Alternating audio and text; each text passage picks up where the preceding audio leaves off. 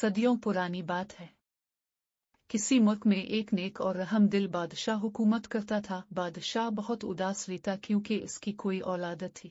کچھ عرصہ بعد بادشاہ کی اداسی دور ہو گئی کیونکہ بادشاہ کے گھر ایک شہزادے کی پیدائش ہوئی۔ دنیا کا حسین ترین شہزادہ تھا۔ بادشاہ اور ملکہ بہت خوش تھے۔ بادشاہ نے شہزادے کی قسمت دیکھنے کے لیے نجومیوں کو بلایا۔ نجومیوں نے بادشاہ کو شہزادے کے حوالے سے کچھ خطرات بتائے۔ انہوں نے کہا جب تک شہزادہ 17 سال کا نہ ہو جائے وہ اپنے محل سے باہر نہ جائے۔ ہے تک کہ شہزادہ محل کی چھت پر بھی نہیں جا سکتا۔ بادشاہ نے شہزادے کا نام خوبصورتی کی وجہ سے شہزادہ احمد رکھا۔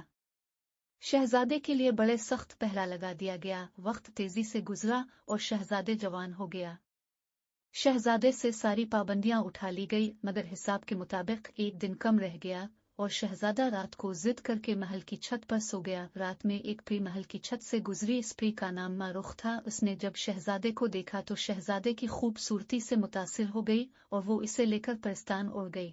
محل میں ایک کوہرام مچ گیا۔ شہزادے کو بہت ڈھونڈا گیا مگر شہزادہ کہیں نہ ملا۔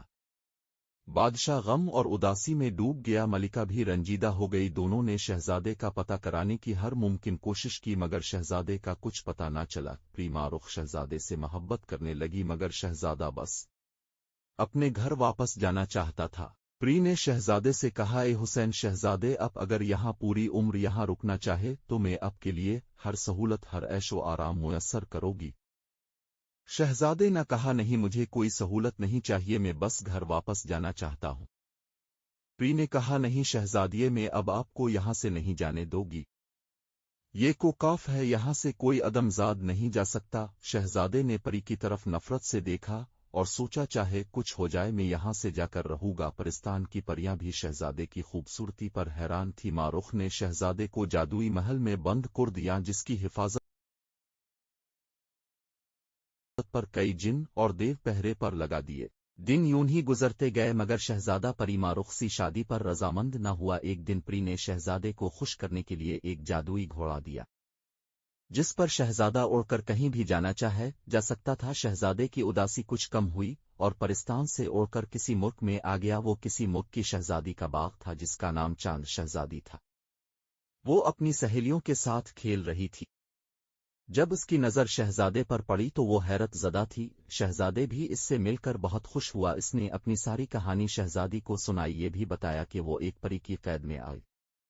اس کی سلطنت یہاں سے بہت دور ہے۔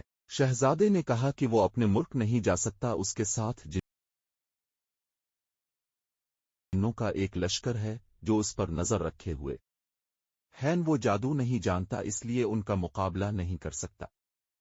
شہزادی نے کہا کہ وہ اس کے ملک پیغام بھجوائے گی۔ اس کے بعد شہزادو روز شہزادی سے ملنے آتا اور جنوں کے لشکر کے ساتھ واپس چلا جاتا۔ آہستہ آہستہ شہزادے اور شہزادی کو محبت ہو گئی۔ ایک دن ایک دیو نے شہزادے کو شہزادی کے ساتھ دیکھ لیا اور یہ بات پری کو بتا دی۔ پری یہ سن کر آگ بگولا ہو گئی۔ اس نے شہزادے کو کوکاف کے کنویں میں بند کر دیا۔ اب شہزادے کو سمجھ نہیں آ رہا تھا کیا کرے۔ اس کنویں کی پہراداری ایک دیوزادی بھی کر رہی تھی۔ دیوزادی شہزادے کی خوبصورتی سے بہت حیرت زدہ تھی۔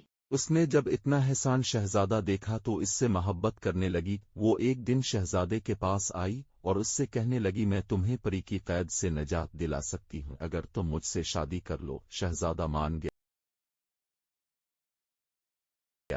کیونکہ وہ قید سے باہر آنا چاہتا تھا۔ دیوزادی شہزادے کو نکال کر لے گئی اور اسے اپنے محل میں لے آئی۔ شہزادے نے دیکھا کہ اس کے پاس ایک جادوئی انگوٹھی ہے جسے پہن کر وہ غائب ہو جاتی ہے۔ شہزادے نے وہ انگوٹھی چرا لی۔ جب دیوزادی محل سے شہزادے کے لیے کھانا لانے گئی پھر وہ پری کے محل پہنچا۔ اس نے وہاں سے پری کی جادوئی چھڑی اور اڑنے والا گھوڑا لیا۔ اس نے پری کی چھڑی توڑ دی تاکہ وہ پھر جادو نہ کر سکے۔ اس کے بعد شہزادہ شہزادی کے محل آیا اور بادشاہ کو ساری کہانی سنائی۔ بادشاہ نے بتایا کہ شہزادے کے والدین آ رہے ہیں کیونکہ شہزادی نے انہیں پہلے ہی اطلاع پہنچا دی تھی۔ شہزادے ان سے مل کر بہت خوش ہوا۔ شہزادہ آخر کار اپنے ملک آ گیا اور پھر کچھ عرصہ بعد شہزادے کی شادی چاند شہزادی سے ہو گئی۔